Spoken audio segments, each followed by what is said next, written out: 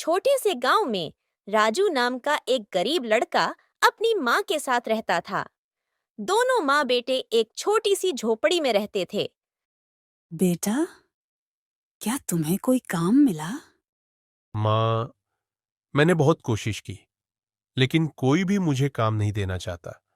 मैं हर दिन बाजार में काम ढूंढने जाता हूँ, लेकिन बच्चा समझ के हर कोई मुझे काम देने से मना कर देता है। कोई बात नहीं बेटा, एक दिन जरूर तुम मेरा नाम रोशन करोगे। मुझे तुम पर पूरा भरोसा है। राजू जब बहुत छोटा था, तभी उसके पिताजी गुजर गए।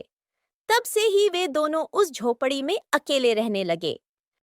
माँ, क्या मैं चाचा के पास चला जाऊं? शायद वे मुझे कुछ काम दे दें। सुना है आजकल उन्होंने कोई बड़ा कारोबार शुरू किया है। हर कोई उनकी बातें करता है। कारोबार? नहीं बेटा, तुम्हें कोई गलत फहमी हो गई है। चाचा और काम मतलब ही नहीं होता।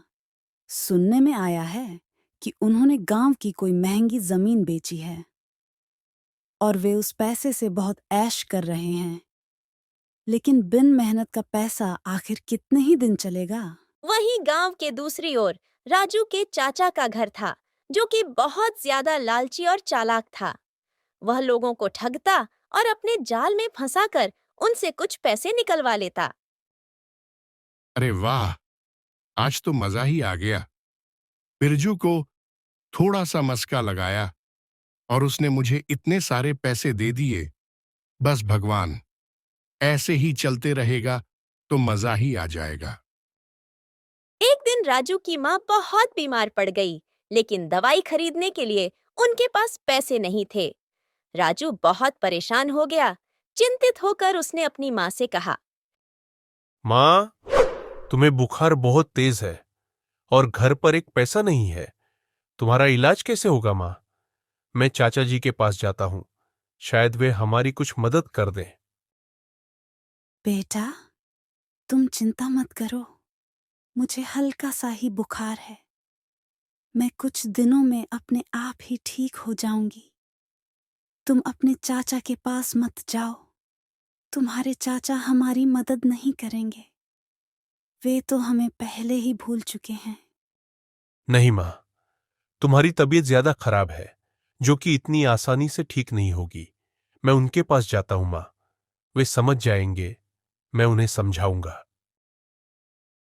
थोड़ी ही देर में राजू अपने चाचा के पास जाने लगा। राजू जैसे ही चाचा के पास पहुंचा, उसने अपने चाचा को पूरी बात बताई। चाचा जी, माँ बहुत बीमार है। उन्होंने कल सुबह से कुछ नहीं खाया। उनकी हालत बहुत ज्यादा नाजुक है।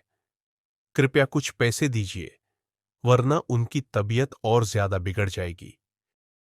राजू, तुम और तुम्हारी माँ इतने सालों तक हमसे मिलने नहीं आए और सभी गांव वाले कहते हैं कि तुम हमेशा मांगते रहते हो। मैं तुम्हारी मदद नहीं कर सकता। मैं खुद बहुत ज्यादा मुश्किल से अपना घर चला पा रहा हूं। जाओ यहां से। चाचा जी, माँ की तबीयत बहुत ज्यादा खराब है। क्या आप इंसानियत के नाते भी हमारी मदद नहीं कर सकते क्या? मैं तुमसे पहले ही कह चुका हूं, मैं इसमें तुम्हारी कोई मदद नहीं कर सकता। मेरे पास तुम्हारे लिए कुछ नहीं है। राजू दुखी होकर वहां से चला जाता है। चलते चलते वह जंगल में पहुंच जाता है। वह निराश होकर एक पेड़ के नीचे बैठ गया और फूट फूट कर रोने लगा। भगवान जी, क्या मैं इतना बुरा हूं? मुझे कोई भी काम पर नहीं रखता। मेरे खुद के चाचा भी मेरी मदद नहीं करना चाहते। क्या मैं इतना बुरा हूं? मेरी माँ की तबीयत इतनी ज्यादा खराब है। मैं उनका इलाज कैसे करवाऊं? भगवान जी, आप ही मेरी मदद कर दीजिए। कुछ देर बाद राजू के सामने बहुत तेज रोशनी हुई। अचानक उस रोशनी से वन देवी प्रकट हुई। बच्चे, तुम क्यों परेशान हो? तुम्हें देख के लग रहा है कि तुम बहुत पीड़ा में हो। मुझे बताओ, तुम इतने दुखी क्यों हो? देवी माँ, मेरी माँ बहुत बीमार है। उन्होंने कल से कुछ खाया भी नहीं है और मुझे कोई काम भी नहीं मिल रहा जिससे मैं घर का खर्चा चला सकूं। मैं उनके लिए दवाई नहीं खरीद पा रहा।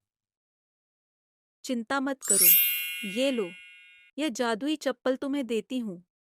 इसे पहनकर एक बार कूदो तो एक सोने का सिक्का मिलेगा।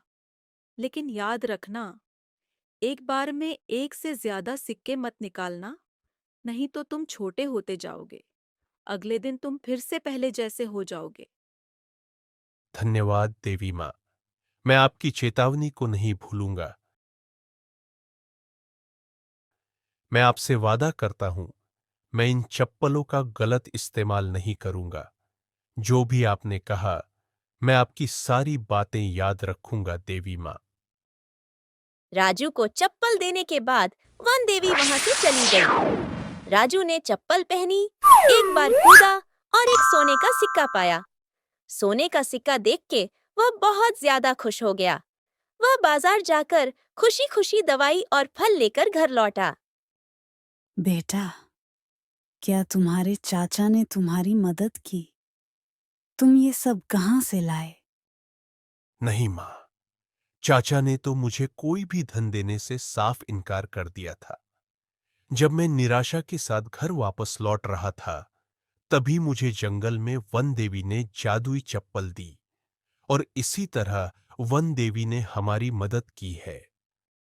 कुछ दिनों बाद राजू की माँ की तबीयत ठीक हो गई और राजू ने भी अपना अच्छा कारोबार बना लिया। जैसे ही जादुई चप्पल की बात चाचा को पता चली, तो उनका लालच जाग उठा। चाचा तुरंत राजू के पास गए और उससे बोले, राजू बेटा, ये चप्पल मुझे बेच दो। तुम्हें जितना भी पैसा चाहिए मैं तुम्हें दे दूंगा। नहीं चाचा जी, यह वन देवी का उपहार है। वन देवी ने मुझे भरोसे से ये चप्पल दी है। मैं इसे नहीं बेच सकता। मुझे माफ कर दीजिए। कोई बात नहीं राजू बेटा, लेकिन तुम मुझे ये चप्पल एक दिन के लिए उधार तो दे सकते हो ना। मैं कल तुम्हें ये चप्पल लौटा दूंगा। ठीक है चाचा जी, लेकिन ध्यान रखना एक बार से ज्यादा कूदना नहीं, वरना। अरे छोड़ो ये बातें, मैं समझदार हूं, मुझे समझाने की जरूरत नहीं है। ठीक है, मैं कल देता हूं तुम्हारे चप्पल। चाचा राजू से चप्पल लेने के बाद अपने घर की ओर चले गए। जैसे ही चाचा घर पहुंचे, उन्होंने बार-बार कूदना शुरू कर दिया। सोने के सिक्के बरसने लगे, लेकिन वह छोटे होते चले गए। अरे, ये मेज इतनी बड़ी क्यों हो गई? मेरे हाथ, मेरे पैर, ये क्या हो गया? मैं इतना छोटा कैसे हो गया? राजू के चाचा इतने छोटे हो गए, पास ही एक छिपकली ने उन्हें निगल लिया। राजू, तुम्हारे चाचा लालच के कारण छिपकली का भोजन बन गए। ये सारे सिक्के अब तुम्हारे हैं, क्योंकि तुमने ईमानदारी और संयम दिखाया। राजू, तुम ये जरूर ध्यान रखना, लालच करना कभी न कभी आदमी को बहुत महंगा पड़ता है। धन्यवाद देवी माँ। मैं आपको वचन देता हूं, मैं जीवन भर लालच नहीं करूंगा। ऐसे ही मैं अपनी माँ की हमेशा सेवा करूंगा और गरीबों की हमेशा मदद करूंगा माँ। राजू और उसकी माँ ने सुखपूर्वक जीवन बिताया और हमें यह सीख मिली, लालच का फल बुरा होता है और संतोष में ही सच्चा सुख है।